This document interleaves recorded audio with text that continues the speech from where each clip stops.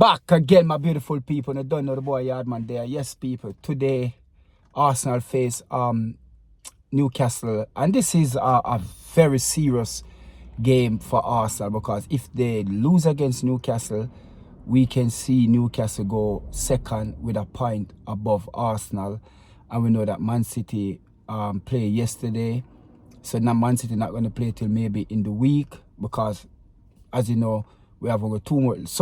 Next Sunday is the last day for the Premier League 2024-25 season. And I was going to do the watch along, but because I got the ticket, you know, like I share season ticket with me and Belgium from AFTV. So today is my game. So I'm just going to go because of the last game and because of how serious this game is. And just give my last thought on the season with AFTV, kind of like when, you know, I do it.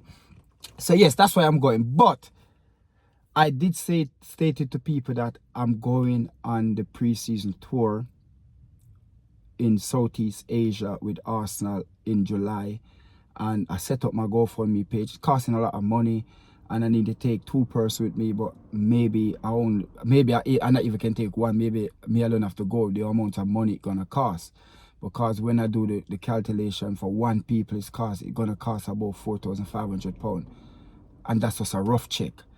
That's just a rough check, because the flight and the flight is so expensive. The flight, a sea flight, coming up to £1,600. Hotel is going to be expensive, you know. It's just going to be expensive, people. So we set up our GoFundMe page, so anybody who want to see a Yardman, you know, strive, Yardman first time going out on preseason tour with Arsenal, you know, still putting under pressure on Mikel Arteta, you know, you can just help me and with a little donation towards me going there. So nothing too big, people. Don't feel a little bit, you know, stingy. Just give generously. Give generously. So yes, people, so the link gonna be in the description at the top of the page. They're gonna see it ping at the top of the page in this video. So please, people, I'm just asking you for your kindly help. And big up to everybody who's still on planet Earth. Big up to all the man them out there. I know a lot of man out there is going through a torrid time with their other half. Worse when they have kids with them, they're not allowed to see the kids. The mother is just poisoning the kids' brains against the dad. Even the dad don't do nothing. We know some man do things, some man don't. And it is so bad to see all kids growing up with one parent because of the mom scorned for the mom scorned for the man. And it just ruined, you know, especially girls. They need their father around. It is more essential. I would say it's more needed. A girl need her father more than a male need their dad. Because, you know, male can just grow up tough enough to figure their way through. But when you see a little girl out there trying to find love through other partner, they get abused. Because they're looking up to that man for a father figure. And when the man is not in their life, it make it so wrong for these little girls. And this is why you see girls get pregnant early, girls getting abused, girls doing this, going to Dubai and doing all of that, because there's no father around. But why? I'm not blaming them. I put it on the mom alone. It's have to do with the dad. But if you see the ratio, it's more often the woman don't want the kids them to see their dad. If you have to go through court, they tell the kids them this, they tell the kids them that. And sometimes man just stay away because, you know what, they just cannot take it from the woman. So please, ladies, if you know that you're going to break up in a relationship and the father you don't like the dad and you like cannot agree, don't involve the kids, especially little girls. Don't involve her, because you only ruin a little girl. You ruin her life. Remember, she have another 70, 80 years in front of her, and you're going to ruin that. You're going to make she live with regret because of your scorn. So please, gentlemen, try as best as possible to stay in a kid's life. Ladies, try as best as possible to take your feelings away and just make sure that it surround your kids, and make sure your kids is in the best of health. And part of that is to make sure them have 2 parents. Yes, so blessed to everybody. And like I said, we're going back into the game, people. You know, I just want to give my thought on my video, you know, just to give, I just want to do this thing. It's just not about football, but it's just life experience. So today game, like I said, is a very important game for Arsenal. I know that, like I said, Newcastle finish above them. They losing this game. We see Newcastle beat us already at the Emirates with them 2-0 in the Carabao Cup semi-final first leg. And we know Newcastle have, not with Newcastle, Eddie Howe have Mikel Arteta ticket. And a lot of manager under in the bottom half of the table have Mikel Arteta ticket. Even West Ham, Fulham, they have Mikel Arteta ticket. So today game is no mean feat. We know a couple of players. Declan Rice is out. So we know that Mourinho gonna drop back in midfield. Trossard. What's wrong with Waneri? Why Waneri is not playing? This is something I can't get in my head. Why Waneri is on the bench but is not getting the game time? Like a game like today, why Waneri won't play? Why with Mikel Arteta, even if him playing, give him 10 minutes? Why? I would love to see the starting lineup, and Waneri is in the starting lineup. We know what we can get from Waneri. We see Waneri or him play. We compare Waneri with Saka. Yeah, we see him score trademark goal like how Saka scored them. We see it. We know there's a player in Waneri. We know that he's a great player. We know he's supposed to be the future Arsenal player. Yeah, and there's many games where, and I'm not being a scapegoat and oligarch, but there's many games, barring from the first 2-3 games when Odegaard come back after that injury. But after that, Odegaard has been existed for him come back from the injury like 95% of the game. People can say, you know what, Odegaard didn't turn up. So why one year in that playing? I don't know. People using Raheem Sterling as a scapegoat, say Raheem Sterling didn't do nothing, him done him this. But people, please, Raheem Sterling not getting the run a game. So you're not going to see the true potential of Raheem Sterling. We know what Raheem Sterling can bring. We see it. He played for the 5 top team in England.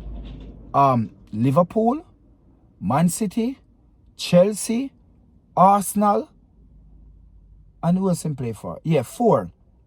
Yeah, so we're not going to say that Raheem Sterling is not a good player, but if Mikel Arteta don't want to give him any game time, are you going to give him the odds, start him, and within an hour you take him off? Like, you're not going to get anything from the guy. And we know Raheem Sterling is a good player, but if you're not getting a run a game so you can build up that confidence, you're going to see what you're seeing from Raheem Sterling, unless he's a magnificent player like the Messi or the Ronaldo. But Messi and Ronaldo, they're even going through that phase, so we can't even say if Messi and Ronaldo would have been like that, because they play every game. So we can't even say that. So I'm so happy that, you know what, the season finished. Raheem Sterling can, I know that he's not going to go back to Chelsea. He's going to go back. I would love to see him go to a club like our Crystal Palace. I would love to see him go to a club like definitely Palace. Yeah, West Ham. I would like to see him go to a club in London who can build and show his true potential and talent. I'm telling you, like, you're going to see when Raheem Sterling, even though he's going into his 30s, you're going to see that there's still a great player in Raheem Sterling. But like I said, today we know Declan Rice is out and the other participant out. We know that I guess Timber is back. Ben White is back, so we don't know if Ben White or Timber going to start. But gradually we can tell the starting 11 who is going to be. Maybe Tim White or Tim White or even Tim White. Timber or White going to play on the right hand side. That's something that we don't know always going to happen. But the team pick itself already, we know that Trossard, the front three going to be Trossard, Martinelli and Saka, Mourinho, Partey in midfield. And we know the back four already, the back three already is going to be Skelly, Kibio, and William Saliba. Like I said, it can be either Timber or White there, and that will be the starting 11. Who Mikel Arteta going to bring on, we don't know. I just hope and pray that Raheem Sterling get a nap. But we can see if result doesn't go our way, we can see that Arsenal, and the one thing that saved Arsenal's skin is because Chelsea play against Nottingham Forest, they play against the team around in the top 5, top 6, they play against them one another, and that's the reason why we see Arsenal still at second, because through they have to drop points. If they was playing other team, they would have maybe pick up points and you wouldn't see Arsenal. And I did say this already, that if result doesn't go Arsenal way, maybe Arsenal not even go, it can possibly be that they not even qualify for the Champions League. Can possibly be that they play Europa League. And me personally, I don't care what nobody want to say. I would love to play Europa League. Why? Because I just believe that I got a better chance of winning the Europa League than the Champions League. And then that will just breathe a breath of fresh air and say, you know what? Actually, we have a European title. And a lot of people say, but oh, we cannot attract the best name player. We want to be in the top competition, but we're not winning it. Why be in it if we're not going to just to be in it for in its sake? We're not winning it. The Champions League gonna even be more vicious next season because Real Madrid gonna improve. Barcelona, you know, all of these teams gonna improve. They're not gonna stand still. Yeah?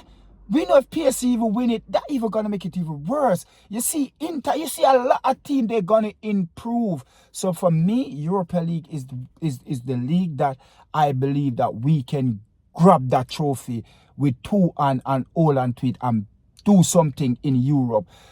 But other people might think otherwise. For me, I'm going to tell you that right now, the first trophy I'm looking for at the Emirates is the Carabao Cup. I don't want you nothing.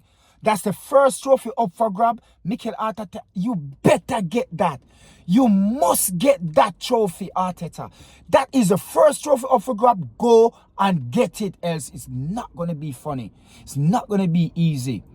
Because I will be getting, and I'm telling you, I will be even worse than what you see. I will be bringing up my banner. I will go everywhere. I will be going on Talk Sports. I will try my best to get to every social media to get rid of this manager. So you better get that trophy, Mikel Arteta, without no doubt. You better give that trophy up. So people, don't forget to like, share, and subscribe to the channel. We're gonna head off now. We got a couple of things to do. It's 10:45 now, so we have a couple of things to do before we head off. It's 4:30 kickoff, so we still got a couple of hours to go. But people, don't forget to like, share, and subscribe. And people, don't forget my GoFundMe. It's gonna be, the link is gonna be in the description. I'm asking you anything that you can support to the GoFundMe to help me to go on a preseason tour. It's much appreciated. Thank you very much and have a pleasant day. I'm out.